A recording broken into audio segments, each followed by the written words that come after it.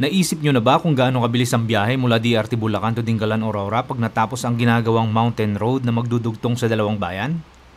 Halos 2 taon na ang nakalipas noong sinubukan kong pasadahan ang kalsadang ito pero sa ibang ruta ako napunta. Kaya ngayon ay susubukan ulit natin hanapin ang kalsadang ginagawa at kung gaano na nga ba kahabang ginagawa nila. Samahan nyo ako muli at ating pasadahan ang kalsadang ginagawa na magdudugtong sa dalawang bayan mula DRT Bulacan papunta sa coastal area ng Dingalan sa Aurora. DRT Bulacan to Dingalan Mountain Road. Ito na yung pinakamabilis na kalsada balang araw na kukonekta papunta ng Dingalan pag kayo manggagaling dito sa Bulacan at saka banda rito sa may south.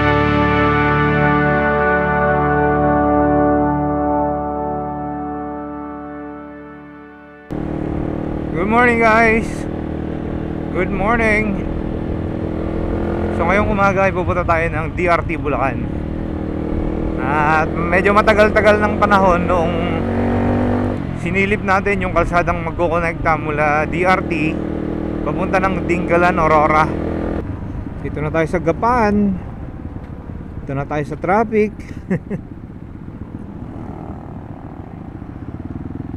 Sa Santa Rosa rin kanina, traffic, grabe yun.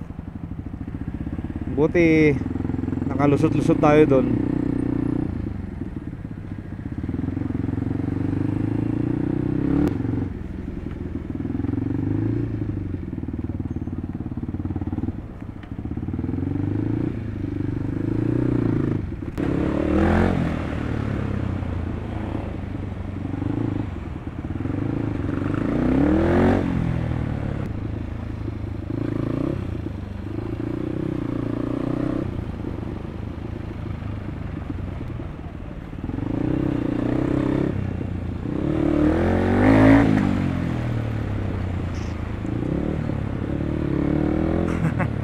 Sarap, sa gilid-gilid lang tayo. Actually napakalapit lang itong pupuntahan natin, sa totoo lang. Magpapatagal lang talaga ng biyahe natin yung ganitong traffic dito sa Maharlika Highway. By the way, part 2 ng Maharlika Highway. Hey guys, dito na tayo sa San Miguel, Bulacan. Punta na tayo ng DRT. Ito na yata yun, malapit na tayo sa pasukan.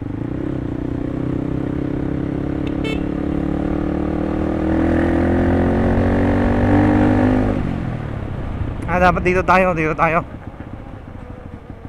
Lumagpas tayo. So nung last time na pumunta ako dito, inuulan ako.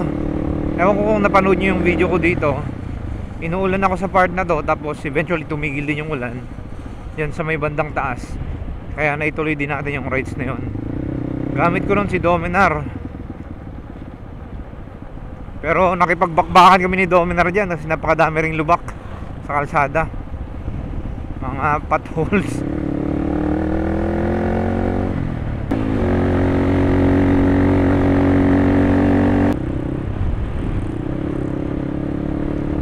Suabe rin, di ba? Akyat baba.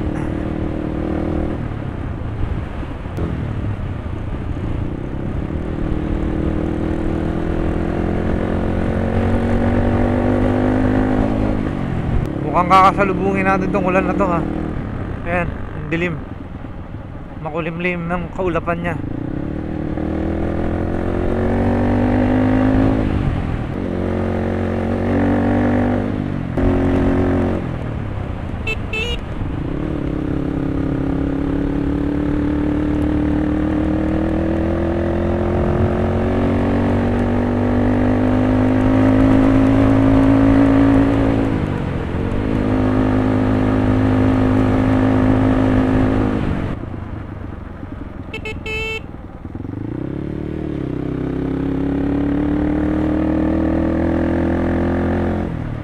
Alam ko may mga iba pang pasyalan dito eh.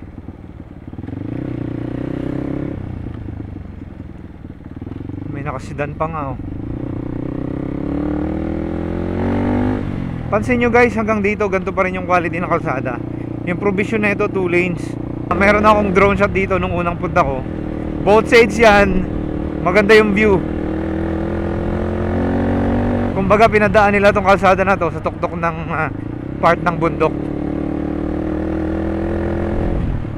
Ayan. Both sides. Tanaw mo yan. Yun nga lang, ito mga to, nakaharangan dahil may mga punong kahoy sa gilid. Woo! Tayuan natin ng konti. Yun. Yun nga lang, mukhang paulan na to. Sana lumihis tong ulan kasi malakas yung hangin eh. Ang ganda. Presko rin.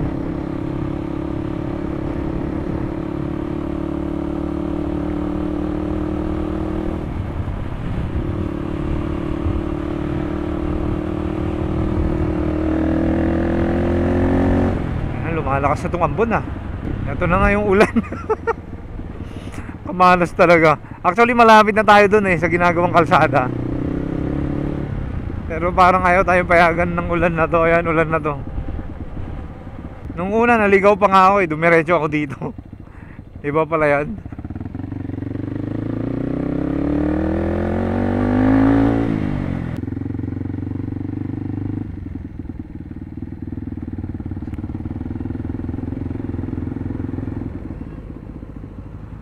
May nagsabi sa akin dun sa babaan, merong gate.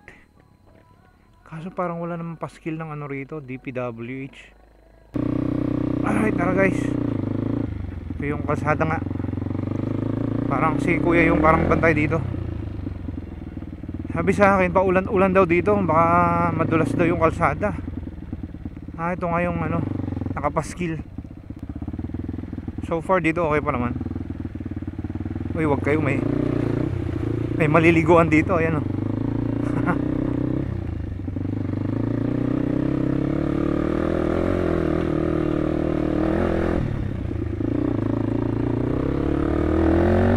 Kada umaga daw kasi ambon ng ambon dito.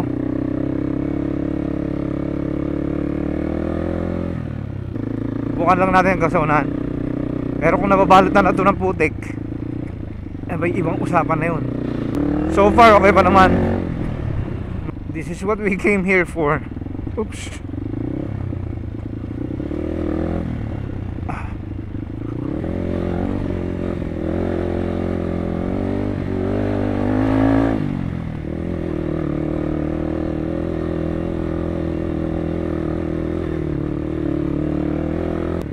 So far okay pa naman yung akyatan, banayad.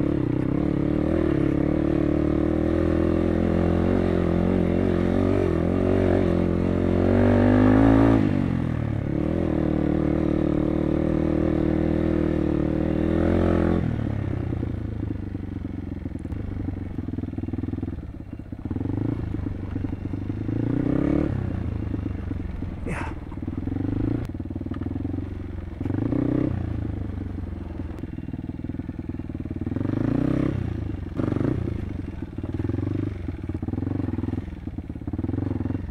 Oops.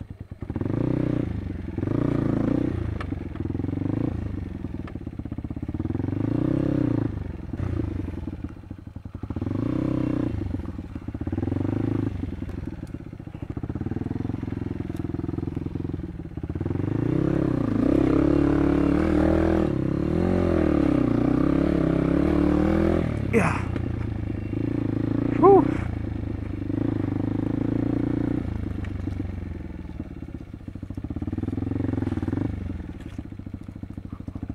Sukal na to. Wala na. Putol na rin to.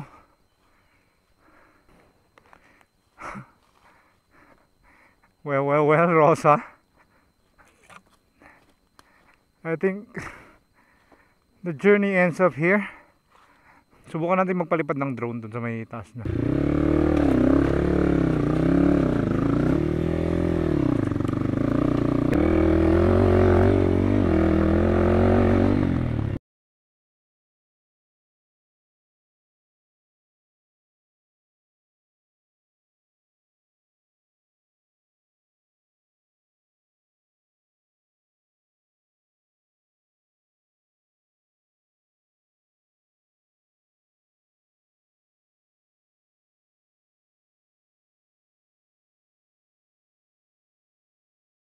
Ayan, nakausap ko si kuya. yung nagbabantay dyan. Sabi niya makakasalubungan natin pag dito tayo dadaan sa main road. Bali ito na yung main road dito mga brother, nakukonekta sa mga barabarangay dito.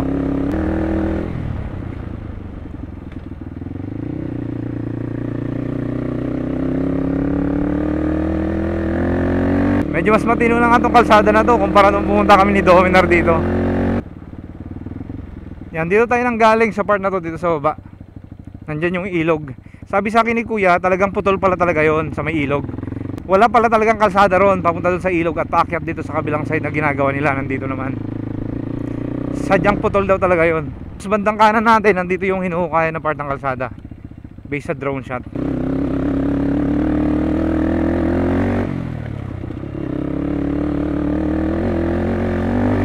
Loose din yung bato na ito ah. Ito yun.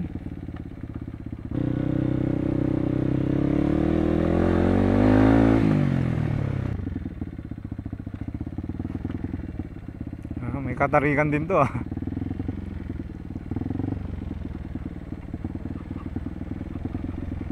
Ito nakita to sa drone shot kanina sa baba.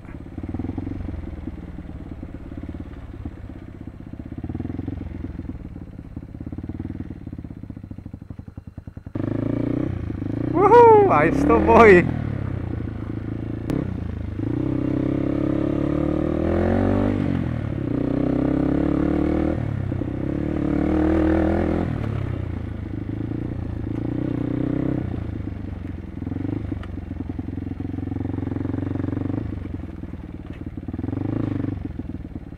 Eto na. Hindi pala natin masusundan, wala na, may sapa rin pala rito. At least nakikita natin kung saan idadaan yung kalsada sa ngayon. Susundan pa natin to hanggang sa pinakadulo niya, kung hanggang saan yung nahukayan.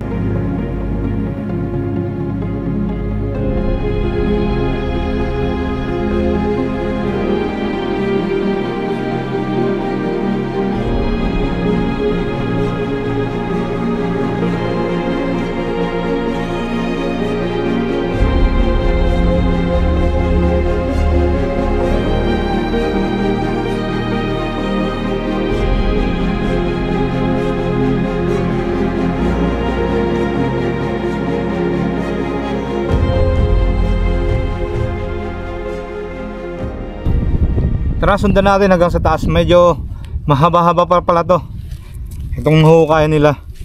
So sundan natin hanggang sa dulo. Maaga pa naman to, mag-alas 2 pa lang to ng hapon. Yun nga lang, mayat maya umambon. Kaya itong malaking kalaban natin, itong ambon na to.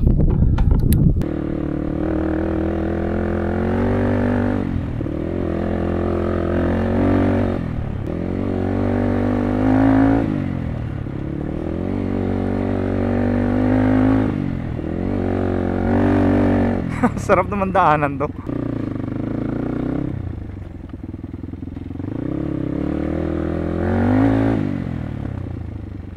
Wait lang, medyo lusak na dito ah.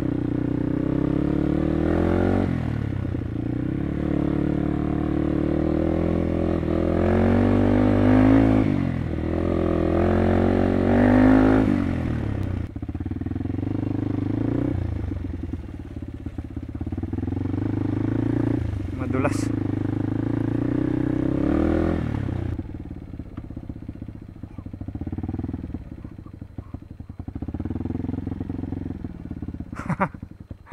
Masarap-sarap na akyatin to. Matarik-tarik din to. Tara, babay natin. Matarik-tarik din.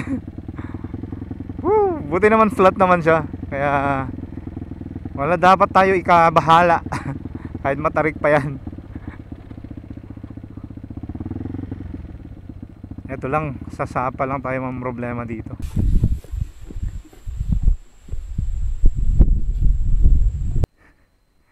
Dalawa bale, magkasunod na sapa. Ito tsaka dun. Ang tanong, gano'ng kalalim yung sapa na yan? Gano'ng kakalalim? Nakakailang. Baka mamaya may stock tayo dyan. Ang style naman ng ambon na to, ambon na yan, di ba? Antay tayo ng mga 5 minutes. Titigil uli yan. Tapos Ambon ulit. Tara, diretsuin na natin. Hindi ko lang sigurado kung gano'ng kalalim itong putik dito sa may sapa. Dalawang sapa kasi magkasunod. Kung sakaling ma-stranded tayo dito, meron namang malapit na barangay dito. Pero imposibleng ma-stranded tayo dito. Rosa! Woo! Ito pinunta natin dito.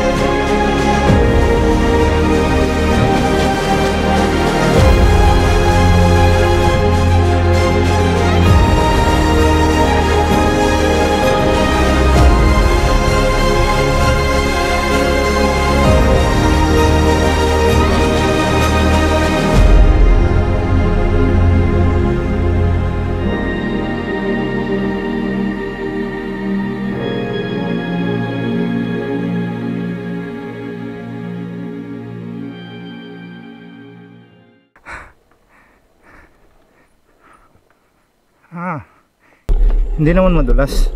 Actually makapit siya. Tapos mayan punong-puno na ng putik yung ano natin, no? Yung gulong natin. Malaking problema to. Oops. Ay hindi naman, matigas naman pala. Matigas siya. Let's go. Ito lang bagong hawi. Ito yung trinabaho siguro ng mga bakuhan na yung mga excavator. Ito bagong hawi lang. Yeah.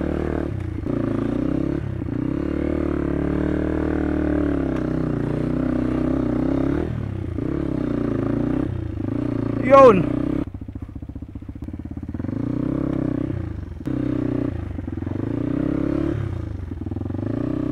Wait lang ha. Paano diskarte na natin dito pa diretso? Pa diretso.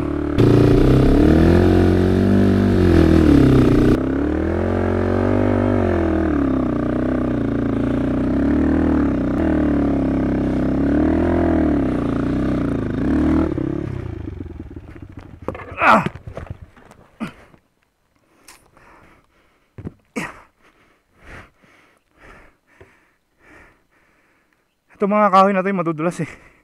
Nadadaanan.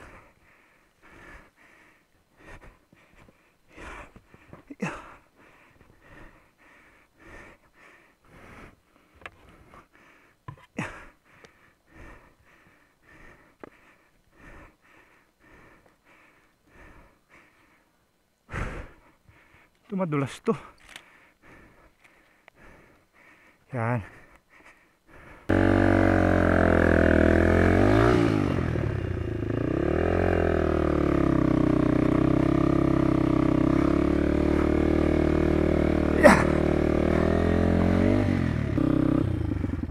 Ito akyatan pa rin to pero mas banayad na.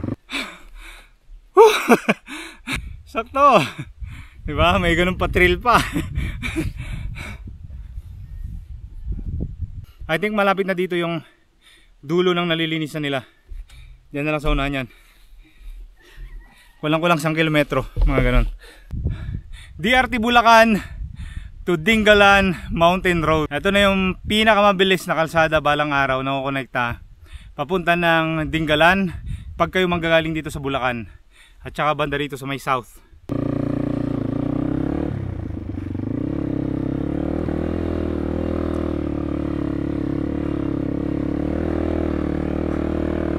Yeah.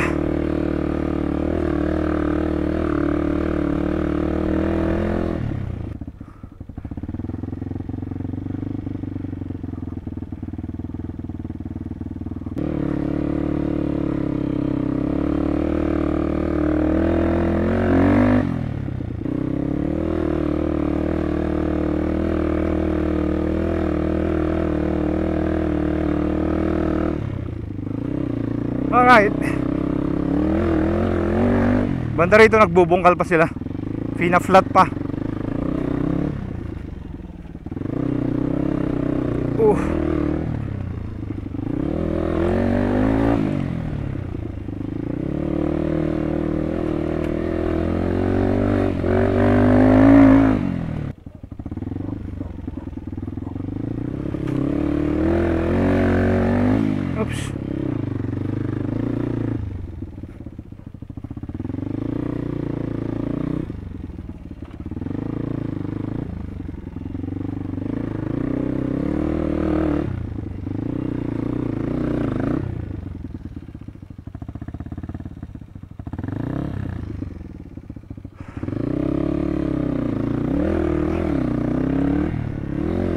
Wow!